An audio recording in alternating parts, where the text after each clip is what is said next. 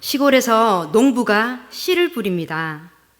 바다가 훤히 내려다 보이는 높은 언덕에서 씨를 뿌립니다. 고구마를 다 캔 후에 그 밭에 보리를 심습니다. 농부는 삼태기에 보리 씨앗을 가득 담아서 씨를 뿌립니다. 시간이 지나자 그 밭에서 연두빛 보리 새싹이 돋아납니다. 겨울이 지나면서 이 농부는 겨울 보리를 꼭꼭 밟아줍니다. 땅이 얼어서 부풀어 오른 땅에 뿌리를 내리지 못한 보리는 살 수 없기에 꼭꼭 밟아주는 것입니다. 씨앗은 그 안에 생명이 있기 때문에 차가운 땅에서도 싹을 틔웁니다. 그렇게 차가운 바닥에 뿌리를 내린 겨울보리, 그 겨울보리에게는 생명이 있습니다. 하나님은 우리에게 생명을 주시기 위해 우리의 마음밭에 생명의 말씀을 심으셨습니다. 말씀의 씨앗이 우리의 심령에, 우리의 마음에 떨어졌고 그 씨앗은 아름답게 자라야 합니다. 우리가 잘 알다시피 예수님은 비유의 대가이십니다. 왜 비유로 말씀하셨을까요? 제자들도 그 이유가 궁금해서 예수님께 여쭈어 물었습니다. 예수님, 왜 비유로 말씀하십니까? 비유를 알아듣는 자들에게는 하나님 나라를 아는 깨달음이 주어졌고 비유를 알아듣지 못하는 자들은 깨닫지 못했습니다. 누구든지 하나님 보시기에 준비된 마음이 있으면 깨닫게 되고 하나님 나라를 소유하게 되지만 어떤 이들에게는 아무리 말씀이 선포되어도 그냥 사라져버리는 이야기에 불과합니다. 깨닫지 못한 사람은 아예 알아듣지 못하도록 일부러 예수님께서 비유로 말씀하신 것일까요? 아닙니다. 예수님이 비유로 말씀하신 이유는 마음을 준비시키시고 누가 들어도 쉽게 마음을 열어서 깨닫게 하기 위해서 비유로 말씀하신 것입니다. 유진 피터슨이 쓴 묵상하는 목회자라는 책에 이러한 내용이 기록되어 있습니다. 기록된 내용을 제가 읽어드리겠습니다. 예수님의 말하기 방식인 비유는 파괴적인 성격을 갖는다. 사람들은 비유와 같은 이야기를 들을 때 별것 아니라고 생각한다. 하나님에 대한 내용도 없고 자신의 주권을 위협하는 요소도 없다. 그들은 경계를 늦춘다. 일종의 자기 무장해제를 한다. 그런데 이야기, 비유의 말씀은 어느덧 그 사람의 마음에 남아 계속 상상을 일으킨다. 마치 시한폭탄처럼 예수님의 비유는 무방비 상태에 있는 사람들의 마음 속에서 폭발했다. 그들은 그러한 말씀을 통해 비로소 하나님 나라가 그들 가운데 침입해 들어오는 것을 느낄 수 있었다. 예수님께서는 교훈하고자 하는 내용을 듣는 이들이 좀 더 쉽고 좀 더 인상 깊게 기억하도록 이해하도록 애쓰셨습니다. 하나님의 나라를 인간의 언어로 직접 딱 묘사하기에는 인간의 지적인 능력에 한계가 있기 때문에 예수님께서는 당시 팔레스타인의 친숙한 생활 풍경을 소재로 하나님 나라를 가르치시고자 하셨습니다. 예수님 당시의 사람들에게 네 종류의 밭은 일상에서 매일 경험하는 현실입니다. 너무 쉽고 친숙한 비유입니다. 이스라엘 농경지에서 왜 이렇게 네 종류의 밭이 생기는지 궁금하지 않으십니까? 여기 가서 뿌리고 저기 가서 뿌리고 네 종류로 농부가 각각 뿌렸다라는 성경의 기록이 없잖아요. 이스라엘 농경지에서 이렇게 네 종류의 서로 다른 밭이 생기는 이유가 있습니다. 이스라엘에는 비옥한 토양으로 덮인 이스르엘 평야가 있습니다. 이 이스라엘 평야는 곡물, 해바라기, 옥수수 등을 생산하는 아주 비옥한 땅입니다. 양과 소를 방목하여 키우기에 아주 좋은 곳이기도 합니다. 이곳은 구약시대에는 가나안 원주민들이 차지했고 신약시대에는 로마가 차지했습니다. 이스라엘은 척박한 중앙의 산지 지역에 정착을 하였습니다. 바위가 많은 산지를 계단식으로 이렇게 개간하여 만든 테라스 농경지는 예수님의 비유에 나오는 네 종류의 다양한 밭을 만들어낸 것입니다.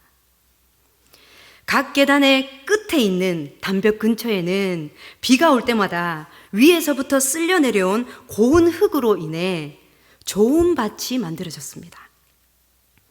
각각의 테라스에는 사람들이 거닐고 다닐 수 있는 길이 생겼는데 이 길이 바로 길가입니다. 테라스 농경지 위로 올라갈수록 토양이 얕아지고 바위가 많은 돌밭입니다. 농부의 손길이 닿지 않는 테라스 담 주변에는 가시떨기 밭이 만들어지게 되는 것입니다.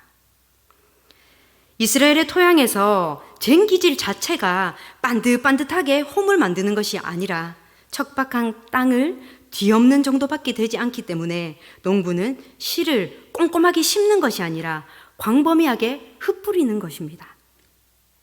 이때 씨는 네 종류의 서로 다른 밭에 골고루 뿌려지게 됩니다.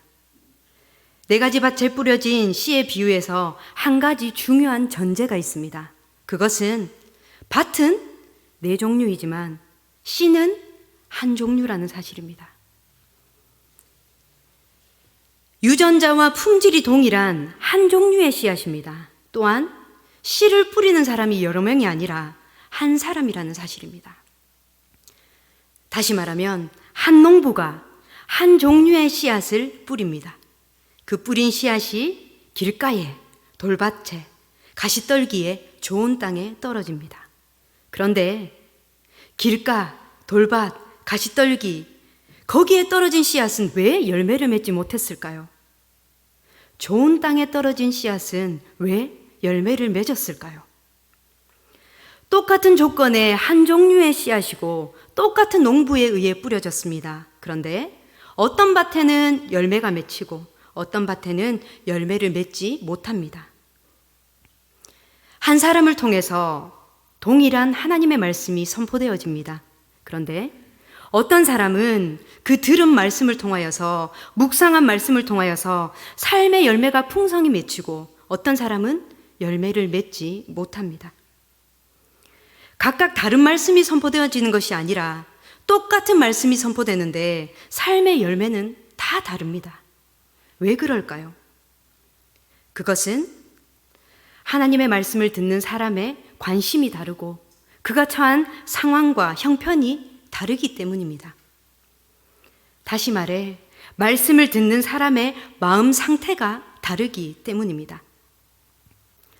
아무리 귀한 하나님의 말씀이 선포되어도 들을 수 있는 마음의 준비가 되어 있지 않다면 진리의 말씀을 깨달을 수 없습니다. 깨닫지 못하기에 나에게 말씀하시는 하나님의 음성에 순종할 수 없게 됩니다. 순종함이 없으니까 열매는 자연스레 없게 되는 것입니다. 네 가지 밭은 말씀을 받아들이는 이 사람의 각기 다른 마음의 상태를 보여주고 있습니다. 말씀을 듣는 자의 마음은 무척 중요합니다. 오늘 선포되는 말씀을 통하여서 나의 마음은 어떠한지 잘 살펴볼 수 있기를 소망합니다. 예수님의 이 비유의 초점은 씨 뿌리는 자가 중요한 것이 아니라 땅이 중요하다는 것입니다. 다시 말하면 나의 마음 상태가 중요합니다. 농부가 씨를 뿌립니다. 어떤 씨는 길가에 떨어집니다. 4절 말씀입니다. 우리 함께 읽겠습니다. 시작. 뿌릴새 덜어는 길가에 떨어짐에 새들이 와서 먹어버렸고. 길 위에 떨어진 씨는 새들의 먹이가 됩니다. 곧바로 새가 날아와서 그 씨앗을 냉큼 먹어버립니다. 사탄에게 금세 빼앗기는 사람입니다. 말씀을 듣고 깨닫지 못하는 자는 뿌리조차 내리지 못하는 자입니다. 뿌리조차 내리지 못하니까 당연히 결실하지 못합니다. 하나님 나라의 실제, 현존을 이해하지 못하는 타성에 젖은 종교인을 가리키는 것입니다. 길가와 같은 마음은 예배당에 앉아서 예배는 드리지만 신앙의 연수는 한 해 한 해 쌓여가지만 본당 문을 열고 나가자마자 잊어버리는 것입니다. 이러한 길가와 같은 마음은 환경과 외부적인 요인으로 인해서 말씀을 바로 잊어버리거나 빼앗기는 경우를 말합니다. 성경은 사탄이 그것을 빼앗아 가는 것으로 설명하고 있습니다. 말씀이 선포될 때에 방해하는 세력이 있다는 사실입니다. 말씀이 땅에 떨어지자마자 즉각적으로 사라지는 경우입니다. 예배드리고 말씀을 듣고 있는데 아침에 세탁기에 넣어놓은 빨래가 생각나는 거예요. 내일 해결해야 되는 일이 생각나는 거예요. 졸음이 막 몰려오는 겁니다. 거짓의 아비, 공중의 권세 잡은 자, 사탄의 목적은 분명합니다. 사람과 문제, 상황과 느낌, 자신의 부족함과 죄 등에 주목하게 하여서 이 하나님의 말씀보다 그러한 것들에 더 큰 영향을 받도록 만들어버립니다. 성경을 읽고 말씀을 듣는 것을 무거운 의무감으로 느끼게 만드는 것입니다. 이러한 자에게 아무리 진리의 말씀이 선포되어도 현실에 전혀 영향을 미치지 못하는 것입니다. 우리의 마음이 생명의 말씀을 순전하게 듣고자 하는 마음도 없고 말씀 자체이신 주님을 배격하는 강팍한 마음이 있지는 않으신지요? 또한 내 삶에 느끼는 문제와 무거운 상황과 내가 저지른 죄로 인해서 은혜 받을 기회를 사탄에게 내어주고 있지는 않으신지요? 농부가 씨를 뿌립니다. 어떤 씨는요, 돌밭에 떨어집니다. 5절, 6절 말씀을 우리 함께 읽겠습니다. 시작. 더러는 흙이 얕은 돌밭에 떨어짐에 흙이 깊지 아니하므로 곧 싹이 나오나 해가 돋은 후에 타서 뿌리가 없으므로 말랐고. 돌밭에 떨어진 씨는 푸석푸석하고 얕은 토양에 쉽게 뿌리를 내리고 금방 싹을 틔웁니다. 그런데 흙이 얕은 탓에 깊게 뿌리 내리지 못해서 결국 햇빛이 비치며 말라버립니다. 일시적으로 긍정적인 반응을 보이지만 심지가 굳지 못한 사람을 가리킵니다. 말씀을 들을 때에는 기쁨으로, 감격으로 잘 받아들입니다. 그런데 깨달음과 헌신이 없기 때문에 오래 가지 못합니다. 말씀을 들을 때 감격하지만 어려움과 고난이 오면 바로 낙심하고 말씀을 잊어버리고 힘없이 넘어져 버립니다. 하나님 나라의 본체이신 예수님께서 오셔서 천국 복음을 선포하셨을 때 적지 않은 유대인들이 열광적으로 반응했습니다. 자신들의 삶을 구원해 줄 메시아, 구원자, 이제 우리를 속박으로부터 구원해 줄 메시아가 나타났다. 열광적으로 반응했습니다. 그러나 예수님께서 예루살렘에 입성하셔서 체포당하시고 사내들인과 빌라도 앞에서 신문과 고난을 당하시자 바로 돌변해서 예수님을 십자가에 못 박으라고 소리칩니다. 결국 그들은 결실을 맺지 못합니다. 하나님의 말씀 속에는 왕성한 생명력이 있지만 단단하고 굳은 땅은 뿌리를 내릴 수 없습니다. 편견, 여러 가지 사상, 지적인 교만, 게으름은 말씀의 씨앗이 뿌리 내리지 못하도록 방해합니다. 이러한 방해들로 인해 말씀을 듣고 깨닫지 못하는 것도 문제이지만 고난과 갈등을 만날 때에 믿음을 지키지 못하고 사랑을 실천할 줄 모른다는 것이 더 큰 문제입니다. 우리는 때론 기분이 좋으면 하나님의 은혜가 내게 충만한 것 같고 기분이 좀 좋지 않고 언짢으면 하나님이 내게서 멀어진 것 같이 느낍니다. 신앙생활을 하면서 감정은 참 중요합니다. 그러나 신앙생활은 내가 느끼는 감정만으로 하는 것은 아닙니다. 왜냐하면 우리의 감정은 시도 때도 없이 변하기 때문입니다. 우리는 우리 신앙의 근거를 감정에 두고 계시지는 않으신지요? 농부가 씨를 뿌립니다. 어떤 씨는 가시떨기에 떨어집니다. 7절 말씀입니다. 우리 함께 읽겠습니다. 시작. 더러는 가시떨기 위에 떨어짐에 가시가 자라서 기운을 막았고. 빠르게 자라는 가시떨기는 결국 약하고 보드라운 이 싹을 짓눌러서 죽여버립니다. 세상을 완전히 포기하지 못해서 염려하고 재물의 유혹을 받고 있는 사람을 가리킵니다. 세상의 염려와 재물의 유혹 때문에 결실하지 못합니다. 세상에 푹 빠져서 사로잡히는 자를 의미합니다. 예를 들면 마태복음 19장에 등장하는 부자 청년과 예수님을 팔아넘긴 가롯 유다를 예를 들 수 있겠죠. 염려라는 단어는요, 염려는요, 세상의 생활 방식입니다. 예수 그리스도 안에는 염려가 없는 줄로 믿습니다. 우리 삶의 자리는 현실은 염려와 걱정투성이이지만 염려는 세상을 살아가는 자들의 생활 방식입니다. 돈은 세상의 왕입니다. 욕심은 스스로 하나님이 되고자 하는 죄의 본질입니다. 주인이 바뀌지 않은 채로 아무리 말씀을 들어도 소용이 없습니다. 예수님을 믿지 않는 자들 가운데 성경을 읽는 사람이 많다는 사실을 아십니까? 우리 성경이요, 베스트셀러잖아요.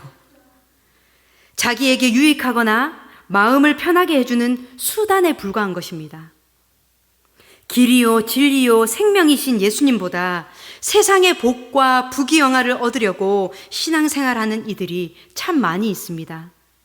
이런 이들은 항상 무엇을 먹을까, 무엇을 마실까, 무엇을 입을까 염려합니다. 우리 마음이 여전히 세상적인 욕심과 염려와 걱정들로 가득 차 있지는 않으신지요?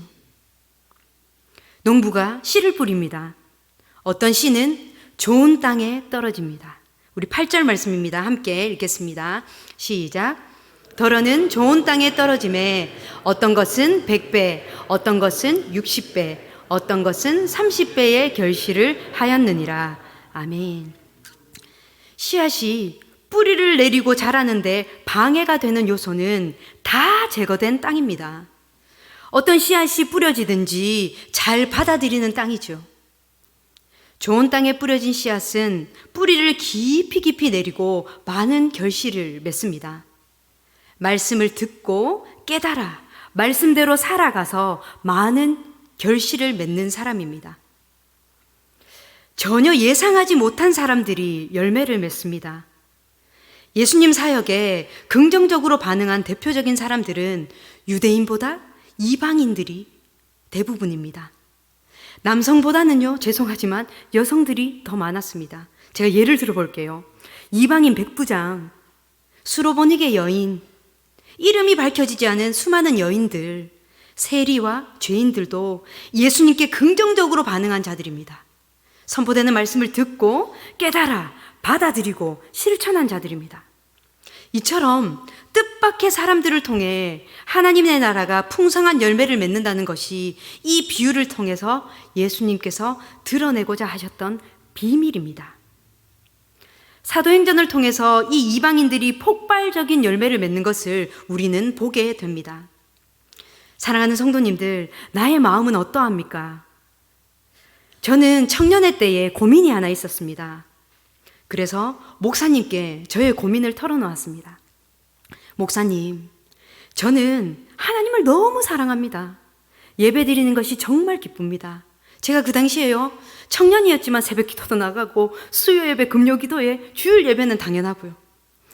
저는 하나님을 너무 사랑하고 예배 드리는 게 정말 기쁩니다. 집중해서 예배 드립니다. 필기도 합니다. 그런데 왜 월요일만 되면 주일날 들었던 설교 내용이 생각이 안 나는 겁니까? 왜 그런 거죠? 그때 목사님께서 제게 이렇게 말씀해 주셨습니다. 4가지의 마음밭이 있단다. 길가, 돌밭, 가시떨기, 좋은 땅. 너의 마음이 어떤 밭인지 살펴보고 듣고 깨달아 열매 맺는 삶을 살 수 있도록 하나님께 은혜를 구하고 너 자신도 의지를 가지고 노력해라. 저는 충격이었습니다. 저는요, 제가 좋은 땅인 줄 알았거든요. 예수님을 믿고 그렇게 열심히 예배를 드렸는데 제 마음밭이 좋은 땅이 아니라니요. 제 마음밭은 사실 온갖 돌덩이들과 가시떨기로 가득한 종합 염려 세트였습니다. 제 마음밭을 기경하기 시작했습니다. 돌들을 걷어내고 꽃갱이로 땅을 파고 찢고 쇠스랑으로 가시떨기들을 제거하기 시작했습니다. 이건 없으면 안 된다. 이건 놓으면 큰일 난다고 생각했던 것들도 하나님 앞에 과감히 버렸습니다. 그 작업을 하는 동안 제 마음속에 불안은 더해갔습니다. 자존심도 막 상했습니다. 비참했습니다. 돌도 좀 있고 가시떨기도 좀 있어야 하는데 너무 없으니까 더 허전한 것입니다. 그런데 놀랍게도 그때부터 하나님이 일하기 시작하셨습니다. 사랑하는 성도님들, 내 마음이 길가라도 괜찮습니다. 돌밭이라도 괜찮습니다. 가시떨기라도 괜찮습니다. 중요한 것은 내 마음의 상태가 어떠한지 정확하게 살펴보는 것이 중요합니다. 신앙생활은 토양이 정말 중요합니다. 삶의 배경을 말하는 것이 아닙니다. 집안 환경을 말하는 것이 아닙니다. 삶의 수준을 말하는 것이 아닙니다. 내 마음이 지금 길가라면, 돌밭이라면, 가시떨기라면 주워내고 기경하면 됩니다. 갈아엎으면 됩니다. 그대로 두는 것이 문제이죠. 마치 내가 좋은 땅인 것처럼 아무렇지 않게 살아가는 것이 문제입니다. 생각해보면 항상 우리의 마음이 좋은 땅이라서 들은 말씀이 다 기억나고 바로 믿어지고 수긍되고 그대로 순종하는 것은 아닙니다. 때로는 주일이 지나고 얼마 지나지 않아 선포되었던 말씀을 곧 잊어버립니다. 말씀이 떨어지기가 무섭게 어디론가 사라져버리고 없을 때도 있습니다. 하나님의 말씀을 들을 때는 감격하기도 하고, 그래, 내가 오늘부터 당장 그렇게 살아야지 하며 결단하지만 삶의 고난과 어려움, 세상적인 유혹이 우리 앞을 가로막으면 쉽게 무너지는 것이 우리입니다. 그렇기 때문에 우리는 수없이 내 마음을 살피고 기경하고 걷어내고 주워내야 한다는 것입니다. 내 마음속에 자란 잡초는 없는지, 어느새 자리 잡고 있는 커다란 돌덩이는 없는지, 말씀의 씨앗을 쪼아먹는 참새는 없는지 우리는 늘 우리의 마음을 돌아보고 일구고 기경해야 합니다. 우리의 마음은 조금만 돌아보지 않으면 금세 무성한 잡초가 생기고 돌뿌리가 자라서 곧 내 마음을 가득 덮어버리게 됩니다. 그렇기에 늘 깨어서 내 마음이 지금 어떠한 상태인지를 날마다 잘 살펴보아야 합니다. 또한 우리는 날마다 성령님을 의지해야 합니다. 성령님, 내 마음을 살펴주시고 기경하여 주시고 정결하게 하여 주옵소서. 나의 삶이 하나님 보시기에 아름다운 열매 맺는 삶이 되길 원합니다. 이렇게 기도해야 합니다. 예수님의 이 비유는 현실에 임한 하나님 나라의 비밀을 보여주고 있습니다. 세상의 기준에서 볼 때 탁월하지 않은 자들을 예수님의 제자로 부르셨습니다. 볼품없는 자들이 예수님을 따랐습니다. 예수님의 친척, 예루살렘의 서기관들, 예수님을 따를 법한 사람들은 예수님을 반대하였습니다. 이런 상황에 씨 뿌리는 자의 비유는 세상의 기준과는 전혀 다른 하나님 나라의 기준을 우리에게 알려주고 계십니다. 복음에 대한 지식이 중요하지만 지식을 갖춘다고 해서 구원을 받는 것은 아닙니다. 오히려 지식이 많을수록 더 혼란스럽거나 교만할 수 있습니다. 그러나 예수님께 겸손히 나아가 예수님의 말씀을 그대로 믿고 따르는 자들은 하나님 나라의 비밀을 선물로 받습니다. 오늘 예수님의 이 비유의 요지는 같은 씨앗이 서로 다른 땅에 떨어져서 서로 다른 결과를 낳는다는 것입니다. 효율적으로 따지면 길가, 돌밭, 가시떨기에는 씨를 뿌리지 않는 것이 정상입니다. 그게 더 효율적이지 않나요? 그러나 예수님은 좋은 땅뿐만 아니라 여전히 모든 밭에 씨를 뿌리십니다. 여기서 중요한 것은 열매는 땅이 노력해서 거두는 것이 아니라 씨를 뿌리신 분이 거두십니다. 열매는 밭의 소유가 아니라 농부의 것입니다. 우리는요, 이렇게 기도하기도 합니다. 하나님, 저의 삶이 우리 교회가 100배, 60배, 30배의 결실을 맺게 해달라고. 결실을 맺어서 어떻게 하시려고요? 그게 우리의 소유가 아니라는 사실입니다. 내 삶을 통해 맺게 된 이 열매는 모두 다 하나님의 것입니다. 이 사실을 인정하십니까? 이 사실을 인정하십니까? 뿌리시는 분도 주님이시요, 자라게 하시는 분도 주님이시요, 열매 맺게 하시는 분도 주님이십니다. 맺은 열매는 나의 것이 아니라 하나님의 것입니다. 하나님의 것은 하나님이 기뻐하시는 곳에 사용되어야 하는 것입니다. 열매의 주인이 내가 아니라 하나님이심을 인정하는 땅은 세상이 줄 수 없는 풍성함으로 채워지는 삶을 살게 됩니다. 하나님의 말씀은 영원한 진리입니다. 변함없는 생명의 말씀입니다. 그 말씀을 받아들이는 자가 어떤 마음으로 듣고 받아들이는가에 따라 결과는 완전히 달라집니다. 지금 우리의 신앙을 가로막고 있는 것이 무엇인지 우리는 살펴야 합니다. 하나님의 말씀 앞에 어떠한 마음 자세로 태도로 서 있는지 우리 자신을 살펴야 합니다. 생명의 말씀이 막힘없이 뿌리 내리도록 우리는 해야 합니다. 진리의 말씀이 깊이 깊이 뿌리 내려야 합니다. 그래야 거침없이 자라고 열매 맺게 됩니다. 열매는 하나님의 것입니다. 마음을 살피는 것이 우리가 해야 될 일입니다. 9절 말씀은 이렇게 말씀합니다. 우리 함께 힘차게 읽겠습니다. 시작. 귀 있는 자는 들으라 하시니라. 아멘. 듣고 깨닫는 자는 복 있는 자입니다. 주의 깊게 듣고 깨닫는 자가 이 비유를 이해할 수 있습니다. 말씀에 전혀 반응하지 않는다? 길가와 같은 마음입니다. 일시적으로 하나님의 말씀을 기쁘게 받아들이지만 어려움을 견뎌낼 수 없다? 돌밭과 같은 마음입니다. 말씀을 듣고 신앙생활을 잘 하면서도 세상적인 염려와 재물의 유혹에 굴복한다? 가시떨기 같은 마음입니다. 말씀을 듣고 깨달아 따르고 결실한다? 좋은 땅 같은 마음입니다. 요즘처럼 말씀을 쉽게 접할 수 있는 시대가 또 있을까요? 그런데 역설적으로 말씀의 능력은 점점 약해지고 있습니다. 이러한 때에 우리는 좋은 땅 되어 말씀을 잘 듣고 잘 받아들이고 인내로 지켜나가야 합니다.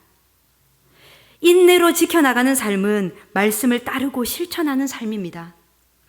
이러한 삶을 통해 나 자신이 변화되고 내가 속한 가정과 일터와 교회가 변화되고 세상이 변화될 것입니다. 우리 마음에 뿌려진 이 복음의 씨앗이 복음의 열매를 맺어서 100배, 60배, 30배의 은혜로 농부 되신 주님께 올려드리는 하나님의 역사 속에 풍성함을 누리는 저와 성도님들의 삶이 되기를 간절히 소망합니다.